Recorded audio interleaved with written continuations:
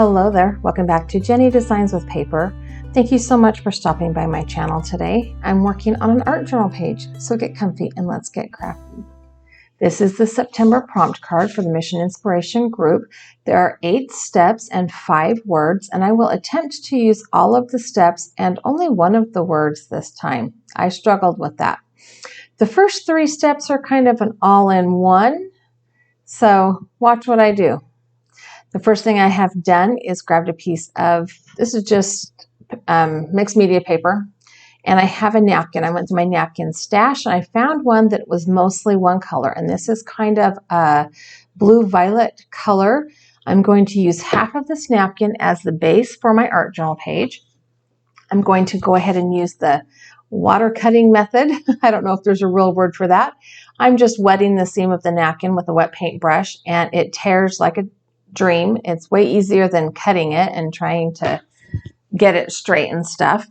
And once I have this torn in half, I'm going to go ahead and separate the layers. This particular napkin happens to be a 3-ply napkin, so once I get that top layer pulled off, I can start to add it to my page. I have pulled out my liquid medium. This is a gloss medium, not my favorite, but I'm using up the supplies in my stash before I buy more, because that is the responsible thing to do. I can find ways to make this not... The reason I don't like gloss medium is because I live in a humid area and it makes the pages stick together. I have a trick for that. But first we're going to go ahead and smear that medium around the whole page. And then I'm going to put the napkin down on top. I'm paying special attention to the edges and the corners because that's obviously where it would peel up from first. I'm not too worried about bubbles on this page, but I will say this napkin went down like a dream. I don't think I got any bubbles on the page. Like, it just went down perfect. Once I have the napkin down, I'm going to put a little bit more of that fluid medium over the top with the same paintbrush. It just kind of helps keep that napkin adhered. It also prepares the napkin to receive other wet mediums that we're going to put on top of it, because I will be adding other things to this page. So once I have that adhered, I'm going to clean up my desk because the napkin did stick to my surface a little bit. And then I'm going to heat set that on super fast speed. One corner did peel up, so I needed to put a little bit more in it, and you know, all the things. One of the ways I'm going to add white, which is like step 8 to my page, is to add some gesso. It won't really read like I added white. I want to knock this back just a little bit. I don't want that teapot or the cancellation, the stamps and the cancellation marks to be the primary focal point of the page. I want them to be texture in the background. So I'm going to cover the page with some watered down white gesso. This gesso is also older than dirt. It has been in my stash since the beginning of time, I think. But again, using what I have. So I have used one of my 2 colors. And this napkin is a blue-violet, and the complementary color to blue-violet is kind of a golden yellow or an orangish yellow. So I'm going to be using an orangish yellow as my complementary color, but I'm not going to put it on right now. So step 3 is to layer cardboard fragments on the page.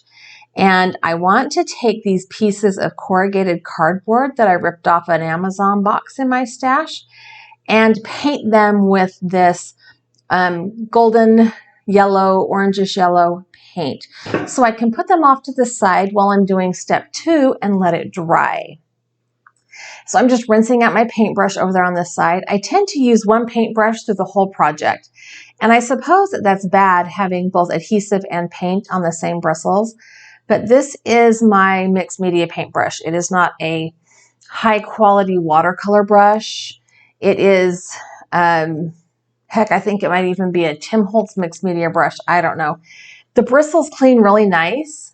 I use a little bit of hand soap or dish soap, and I don't let it dry with adhesive or paint in the bristles. And that seems to be the trick. So I suppose in theory, it's not great to have adhesive and paint on the same brush, but short story long, that's how come I'm using the same brush. Anyway, once I get this cardboard painted, I'm going to put it off to the side of my desk, clean up the paint on my surface, and then come back to my art journal page.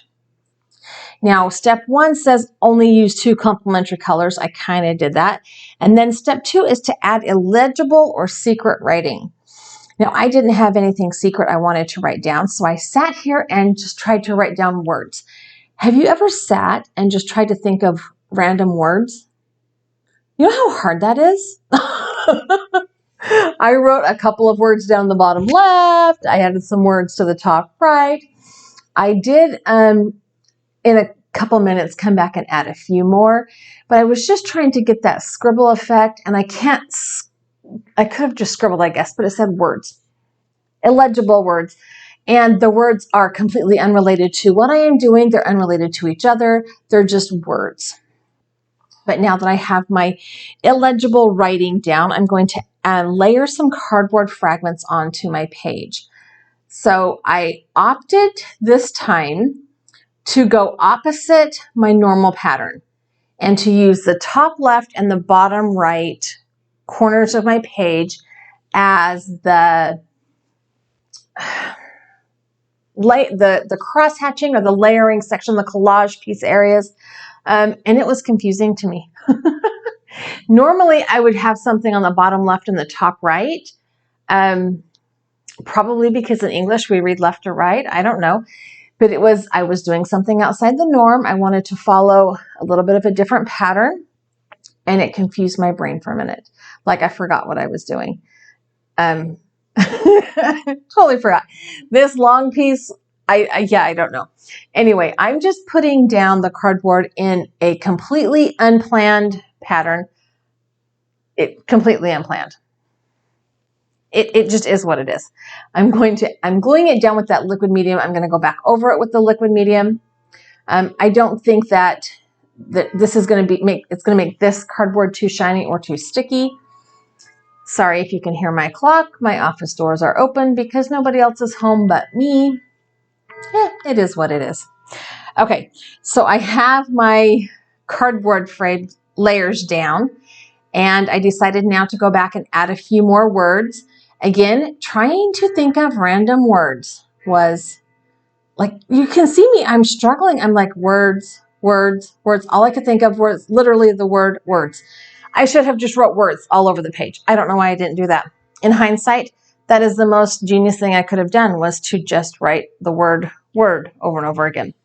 Kind of like when you're singing in a choir, you don't want to sing, you stand up and you say watermelon, and at least your mouth moves, right? Okay, anyway, I completely digress there. I am attempting to think of words to put on my page, attempting to get words to come out of my mouth. It feels like this whole thing is working together. Anyways, I got some more illegible words on the page, and so now it is time to move on to step 4, which is to add collage elements. But also step 5 says add an item from nature. My collage element is this ephemera piece that I purchased in a pack of ephemera from Hobby Lobby, maybe? And then my nature is this branch. I told my son, my 11-year-old, I said, go out into the side yard and cut one of the fern leaves. I thought he knew what the ferns were. This is kind of sort of fern-ish, but whatever. It's nature, and it's going on my page. And it's not exactly just my 2 complementary colors, but it's nature, so it counts. Anyway, I want to make a collage out of my nature pieces, the little leaves on this branch, and my bird. And I'm going to put them right on this bottom left side in my little collage grouping. You will notice that I have completely 100% forgotten the top left corner. 100%. There's nothing there. I don't put anything else on that the whole rest of the page. You know what? I don't hate it. I'm adding my leaves with that liquid medium.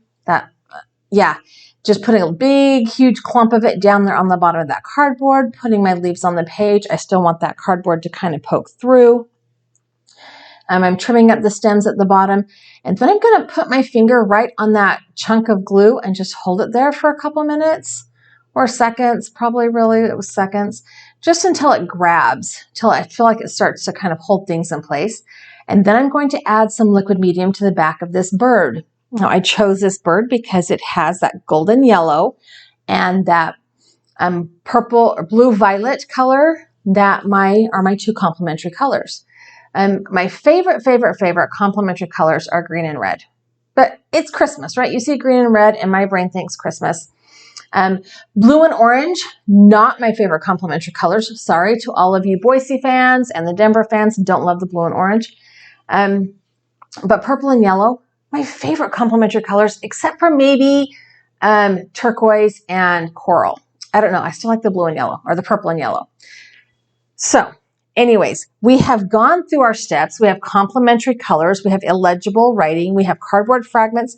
We have a collage element that we're going to continue with by adding some more of our complementary color. Now this yellow is more yellow than goldish yellow, but it was in my stash. This giant fern leaf or leaf die is from Simon Says Stamp. I just cut it into 3 or 4 pieces and added it to the greenery in my collage. I wanted to add some more of the yellow, which is why I had cut this beforehand in green and yellow. And then I remembered that I needed to bring in some nature, so I used the real leaves for the green. It's just to add some interest to my collage. That's all. And I'm just sticking them down. I'm using Tombow glue this time because it has a finer tip applicator. Using my pokey tool to hold things down so I don't end up with glue all over my fingers, which we know is a fat lie. I still end up with glue all over my fingers because it just is. And I don't very often pre-think the entire layout of my collage. Not when I'm doing this type of a collage piece.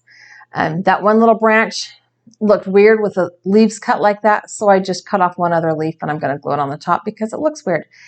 But that's what I mean when I say I don't plan. I just kind of put things where I think they should go. Sometimes it works. I feel like in this particular collage corner, it worked. Sometimes my collages look a little, well, busy. Like I got excited at a flea market or something. They look a little busy sometimes. But anyway, once I have all of my collage leaves down, I'm going to add a little bit of that Tombow glue, even behind these real leaves. Already, I made this page yesterday. The leaves are already starting to turn brown, except for, interestingly enough, where the glue was underneath. Those parts are still green.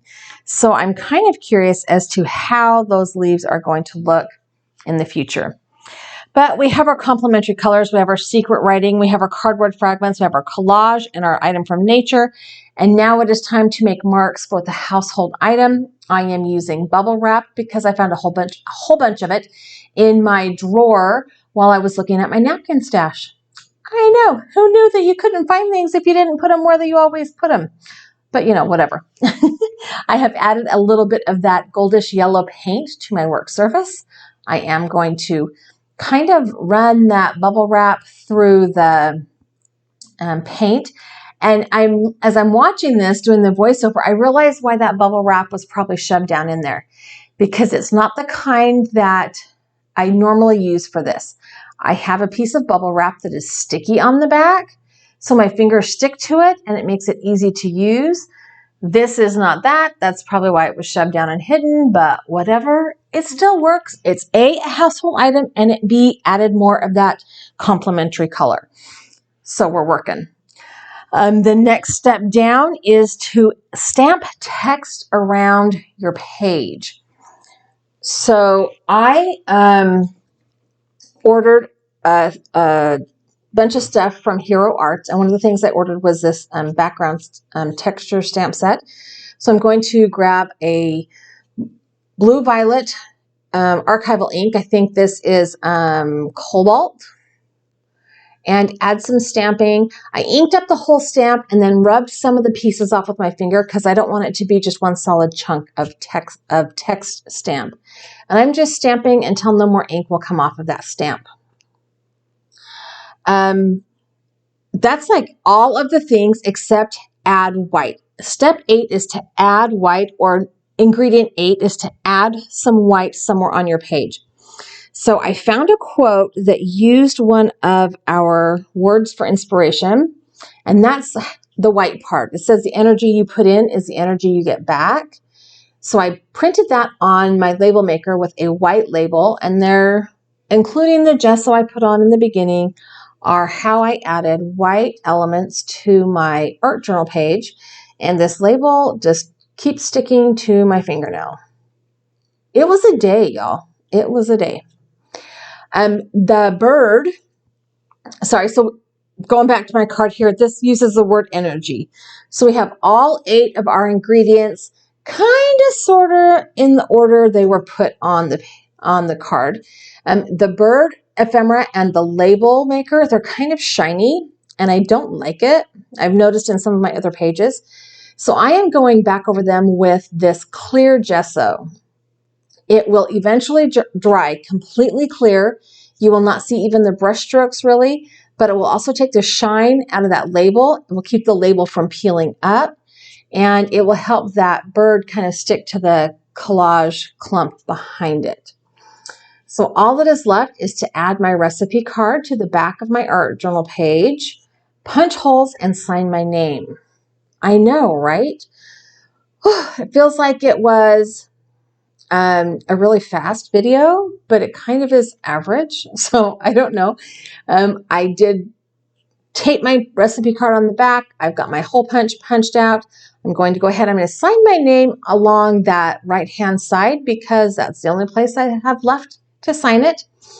And here is my art journal page. I hope you enjoyed the video. I really love the Mission Inspiration group, and I highly encourage you to head over to Facebook and check them out. It is a great place full of people who are super supportive, and they just like to see all the art. So thanks for stopping by. I have a couple of other videos here for you to watch. I also have that subscribe button. If you haven't yet subscribed, I would love it if you did. Leave me a thumbs up.